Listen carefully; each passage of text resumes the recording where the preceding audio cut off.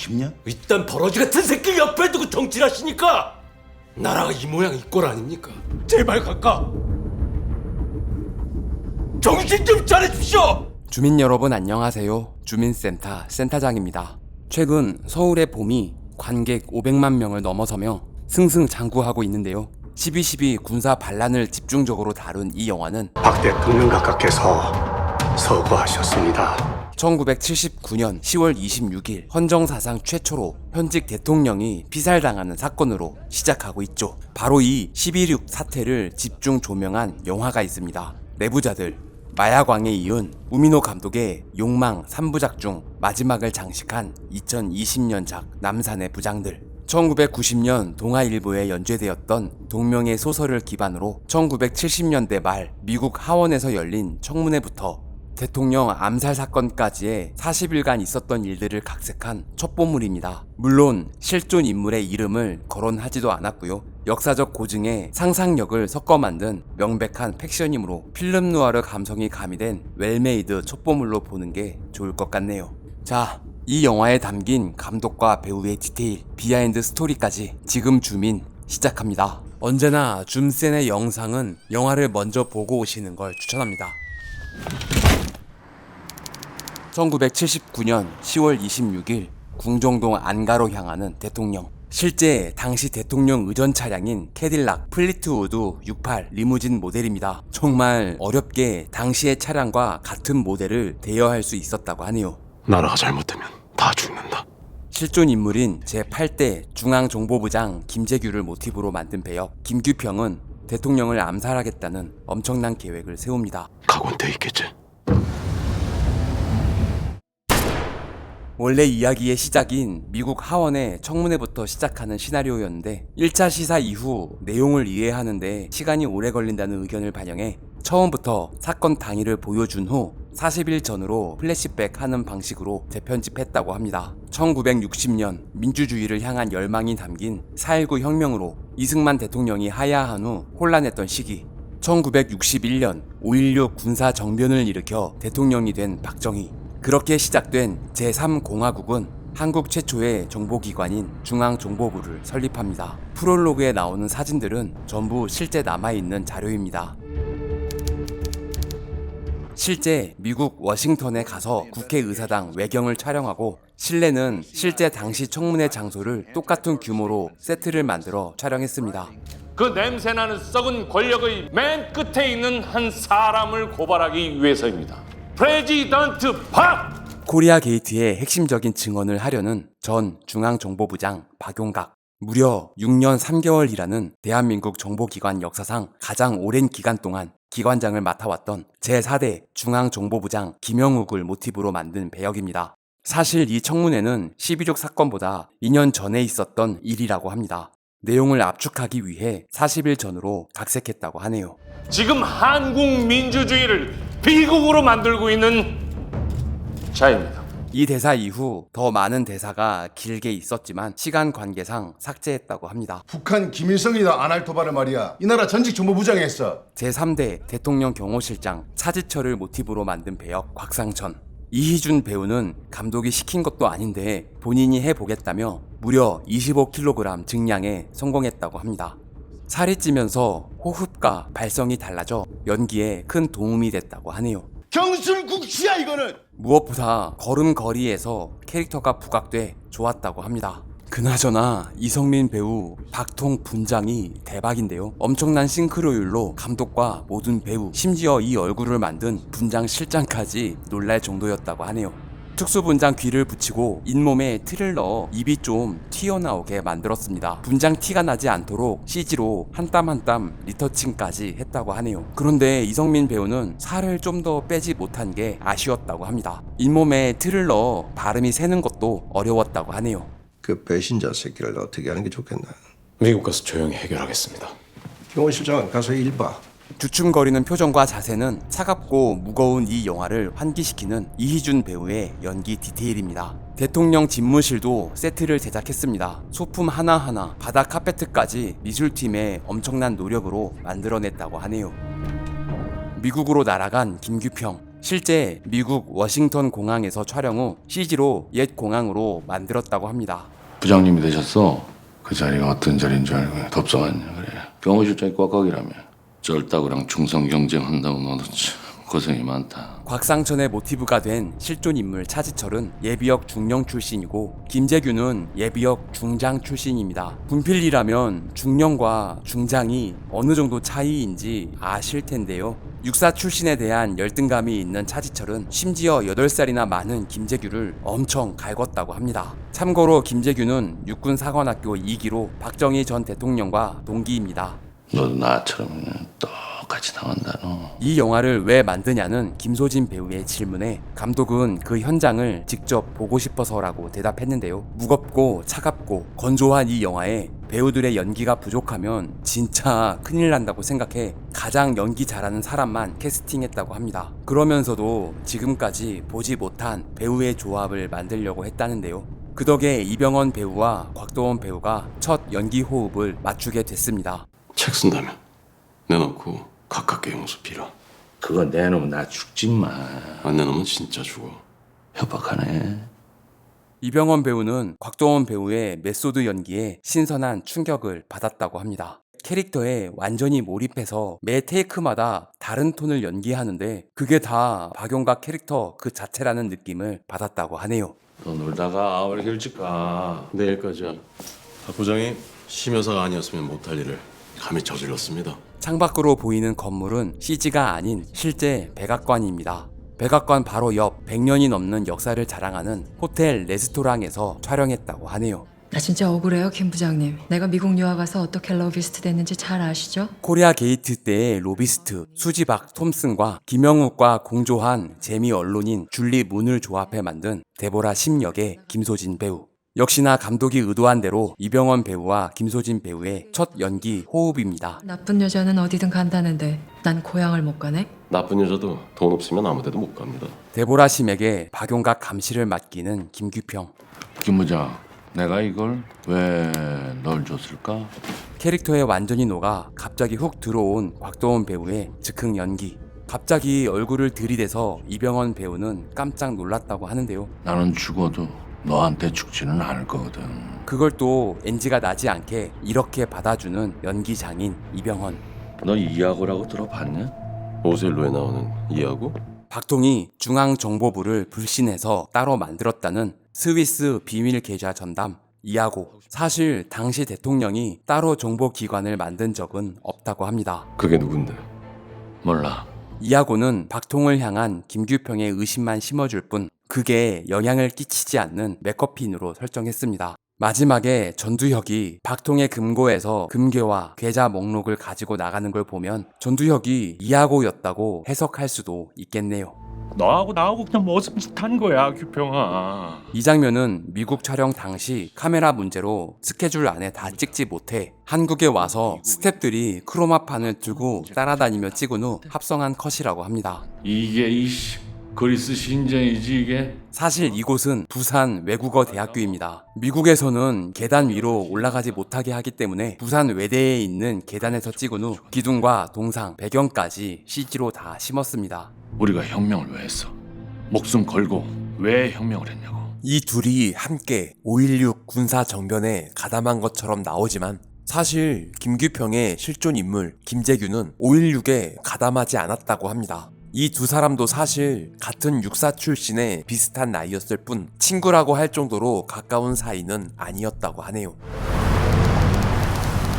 이곳은 전주 야외 세트장에 만든 세트라고 합니다. 외부와 실내까지 전부 연결되도록 아예 건물을 세트로 만들었다고 하네요. 우리 오랜만에 막사로 한잔할까? 박 전 대통령의 막걸리 사랑은 유명하죠. 막걸리와 사이다의 비율이 중요해.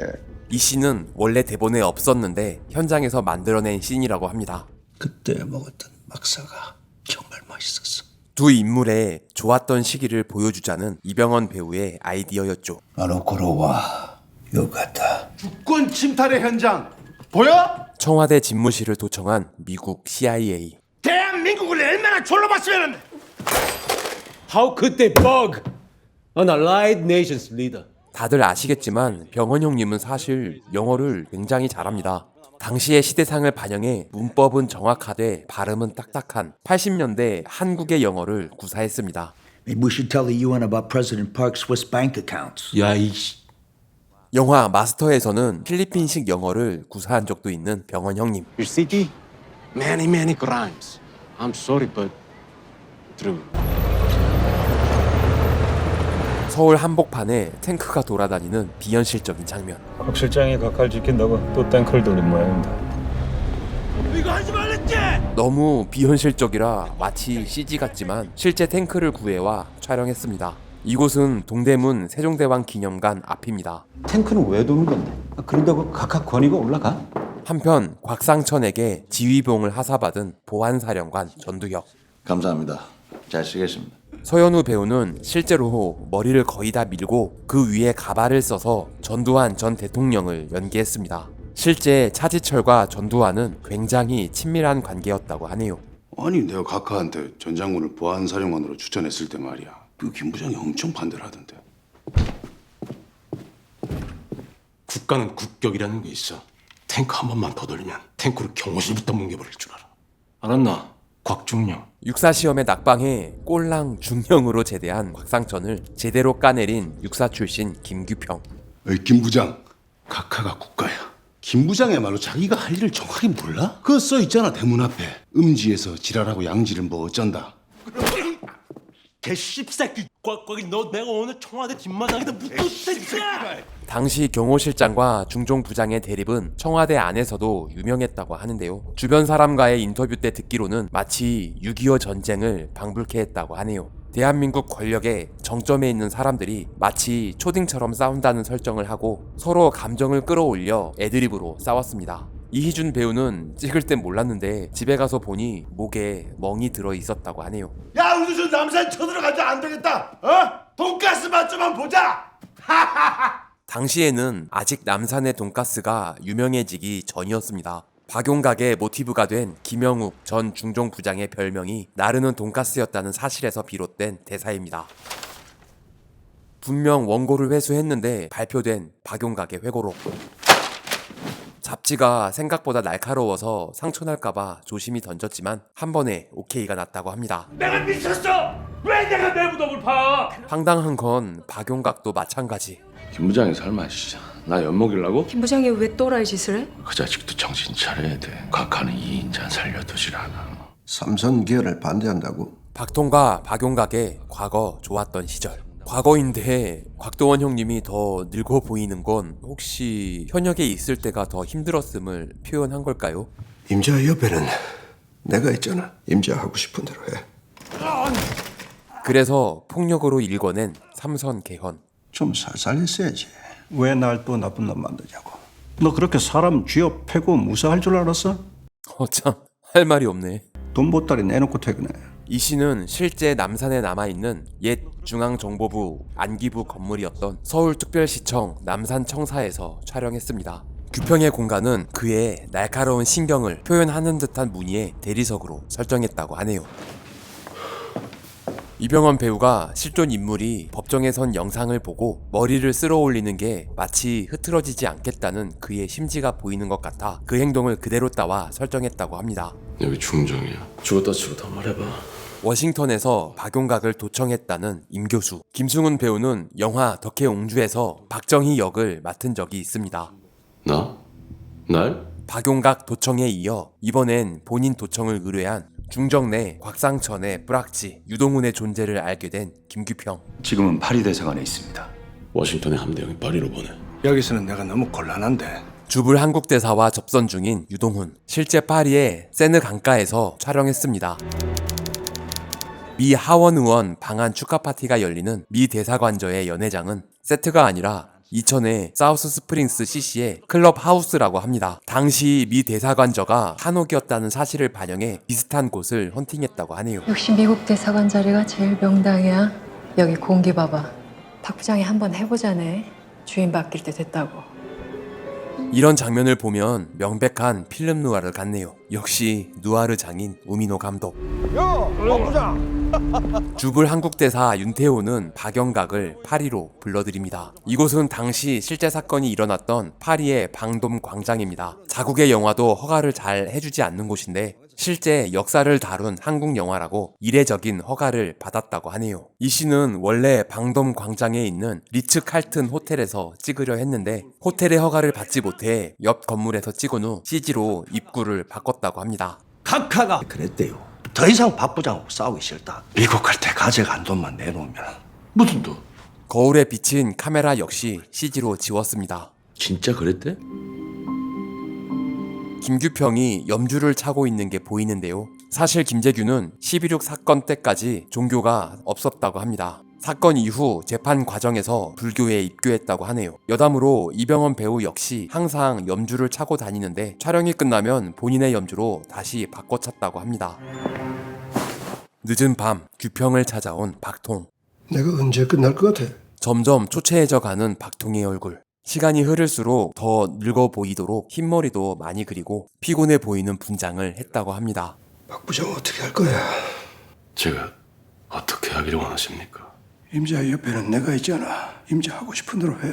박용각에게 했던 말을 토시 하나 안 틀리고 그대로 하는 박통. 김규평이 완전히 나가리 된 것 같네요.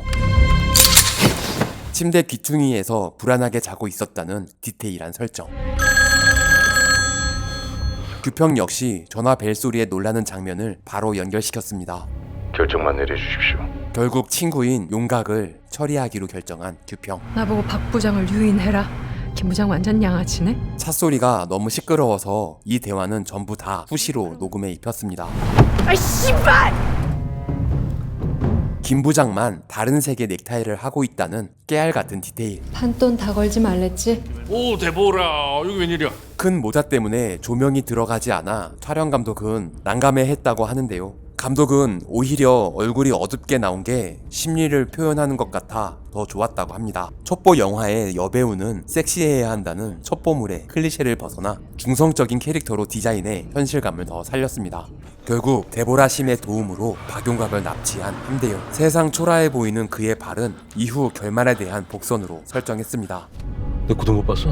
구두가 없네. 실제 사건이 벌어진 후 신발도 못 신고 밖으로 나왔다고 하죠. 아니 사람을 분쇄기로. 당시 실존 인물 김영욱은 프랑스에서 실종 처리됐는데요. 2005년 국정원은 공식적으로 권총사살 당했다고 결론 지었습니다. 전직 중종요원에 양계장의 분쇄기로 갈아 당무위로 줬다는 증언이 있었습니다만 증거가 부족해 그 진위 여부는 확실치 않다고 하네요. 부마 민주항쟁이 벌어진 1979년 10월 16일. 야당과 대화로 부셔야 합니다. 유신 정권 타도를 외치고 경찰서에 불을 질렀어. 참모총장은 어떻게 생각해? 그러고 보니 서울의 봄에서는 이성민 형님이 참모총장 역을 맡았죠.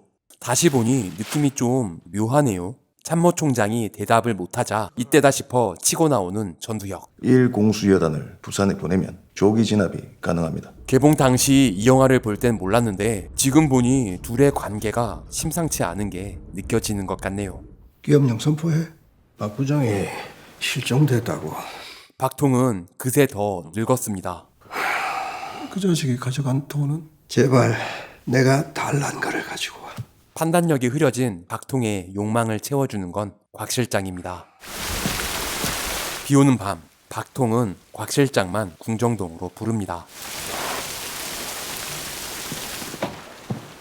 진짜 힘들어서 난 신음소리인데 감독은 애드리브인 줄 알고 너무 좋아했다고 하네요. 지 친구도 죽인 새끼야. 내가 뭘 믿고 옆에 들어? 임자 옆에는 내가 있잖아. 임자가 하고 싶은 대로 해. 곧 눈물을 흘릴 것 같은 눈과 안경에 맺힌 빗물. 연출도 대단하지만 이걸 표현해내는 배우의 연기가 대박인데요. 연결을 맞추기 위해 얼굴에 계속 물을 뿌리며 찍었다고 합니다. 아니 얼굴에 계속 물을 뿌리는데 어떻게 이런 감정을 유지할 수 있는 걸까요? 감독은 눈 밑이 파르르 떨리는 걸 보고 감탄했다고 하는데요. 병원 형님은 달콤한 인생 때부터 화를 내거나 긴장하는 연기를 하면 눈 밑이 본인도 모르게 떨렸다고 하죠. 마그네슘 부족도 연기로 승화시키는 아무래도 부산에 가보셔야 할 것 같습니다. 세트 안에 있는 헬기 모형 안에 들어가 연기한 후 창 밖은 전부 CG로 만들었습니다. 상황이 4.19 때와 비슷하게 전개되고 있습니다. Park is finished. Prepare for the next step. 부마 항쟁 대책 회의 중 카카, 정치를 좀 대국적으로 하십시오. 실존 인물인 김재규의 증언에 의하면 이 대사는 11.6 사건 당일 한 발언입니다. 캄보디아에서는 300만 명도 희생시켰는데 우리가 뭐 100만 200만 탱크로 밀어버린다고 이 큰일 하겠어요? 곽 실장 말이 맞아. 아카가 남아있으래! 자리도 없어! 완전 낙동강 오리알 신세. 실제로는 전화통화로 퇴짜를 맞고 이 자리까지 오지도 못했다고 하네요. 박 전 대통령의 생전 마지막 행사였던 삽교천 방조제 준공식. 실제로 한숨도 못 자고 초췌한 모습으로 참석했다고 합니다. 남산 안중근 의사 동상 제막식은 취소해야 할 것 같습니다. 안중근 의사가 이토 히로부미를 암살한 날이 10월 26일로 같아서 한 설정입니다. 참모총장 연락해. 서 있는 자세가 불안해 보이는 건 캐릭터에 몰입하다 보니 자연스럽게 나온 연기입니다. 일렬로 쪼르르 계단을 오르는 모습이 인상적인데요. 원래 연애 공간은 연못이 보이는 1층이었는데 이 계단을 살리기 위해 2층으로 설정했다고 합니다. 계단도 원래 나선형이었는데 각진 계단으로 바꿨다고 하네요. 오늘 이 자리는 김 부장을 위해서 내가 마련한 자리야. 뭔가 의미심장한 박통의 대사. 한편 영문도 모른 채 옆동에서 규평을 기다리고 있던 참모총장. 내가 금방 끝내고 올 테니까 먼저 내려가서 식사하시죠. 사건 이후 이 자리에 있었다는 이유로 12.12 군사 반란의 희생자가 되고 말죠. 영화 제목대로 역대 남산의 부장들의 사진을 걸어두었습니다. 박용각과 대통령 비서실장 김계원을 모티브로 한 김계훈의 사진도 걸려있네요. 거사가 끝나면 참모총장을 데리고 남산으로 가서 군을 장악한다. 실제로는 거사를 치른다고만 하고 후속 계획은 말하지 않았다고 합니다. 똑똑한 애들로 2-3명 준비시켜. 암살 계획을 철저하게 준비하지 않았음을 2-3명이라는 대사로 표현했습니다. 허물어져 빈터인데 실제 정미영 배우가 부르는 노래를 동시 녹음으로 땄습니다. 밥 먹었어? 먹어 뭐. 궁정동 안가의 경호는 경호실이 아닌 중정에서 맡았다고 합니다.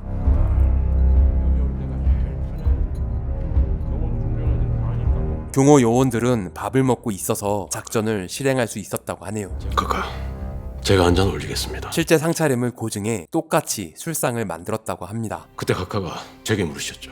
김대령, 어떡할까? 사실 5.16 당시 김재규는 준장이었다고 합니다. 아까도 말했지만 군사 정변에 가담하지도 않았죠. 일단 버러지 같은 새끼 옆에 두고 정치를 하시니까 나라가 이 모양 이 꼴 아닙니까? 이 유명한 버러지 발언은 여러 사람의 증언이 엇갈려 실제로 김재규가 한 말인지는 확실치 않다고 합니다. 사건 이후 합동수사본부가 사건을 조작하던 중 추가된 발언이라는 의견도 있죠. 영화 서울의 봄에서 전두광이 조사 과정 중 같은 대사를 하는 걸 볼 수 있죠. 따위 버러지 같은 자식을 데리고 정치를 하니 올바로 되겠습니까? 중간에 총이 고장나고 불이 꺼지는 것까지 실제 사건을 그대로 고증했습니다. 차에서 사탕을 먹고 참모총장에게도 권했으나 쎄함을 감지한 총장이 몰래 버리는 것도 실제 있었던 일이라고 하네요. 남산입니까? 6번입니까? 대사 없이 차가 유턴하는 걸로 표현했는데요. 실존 인물 김재규는 6번으로 가는 바람에 체포되고 사형을 언도받게 됩니다. 김재규는 왜 중정이 아닌 6번을 향했을까요? 과연 남산으로 갔다면 상황이 좀 달라졌을까요? 김재규가 6번을 향했던 정확한 이유는 밝혀지지 않았는데요. 감독은 역사적 미스터리를 영화가 규정짓게 되는 걸 원치 않았다고 합니다. 자, 첩보와 느와르를 담은 시대극 남산의 부장들이었습니다. 물론 역사를 영화로 배우면 절대 안 되겠지만 이런 시대극이 있기에 우리의 역사를 다시 한번 생각해보는 시간을 가질 수 있는 것 같습니다. 주민 여러분은 어떻게 보셨나요? 의견을 댓글로 남겨주시면 센터장 일하는데 큰 힘이 됩니다. 구독과 좋아요는 사랑입니다. 종 모양 클릭으로 알림 설정까지 하시면 주민센터와 좀 더 가까워집니다. 부디 조.9r 부탁드립니다. 시청해주셔서 감사합니다. 지금까지 센터장이었습니다. 다음 영상도 기대해주세요.